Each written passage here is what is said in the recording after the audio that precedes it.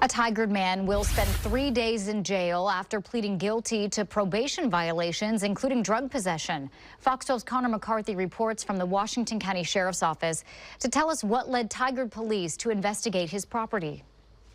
Now, Tigard Police say that the investigation into Tevis Wilson's home on Southwest 67th and Oak started about a year ago with complaints from neighbors. Now, I did speak to some of those neighbors off camera today, and they say that there's been a constant flow of suspicious activity at his home. Now, but it was a warrant served yesterday morning where police found evidence of alleged probation violations. Wilson stood before a Washington County judge Friday afternoon and entered a plea of guilty for charges of possession of methamphetamine and unlawful possession of ammunition. Both charges constitute a violation of his probation.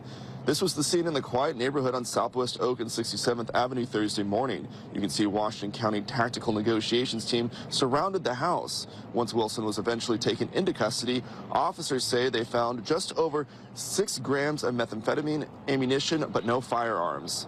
Now, Wilson was facing up to a year in prison, but the judge decided to give him 3 days behind bars. Now, police are also looking for a driver of another car that got away Thursday morning, and they're asking anyone in the public with any information about the driver to give them a call. In Hillsborough, Connor McCarthy, Fox 12 Oregon.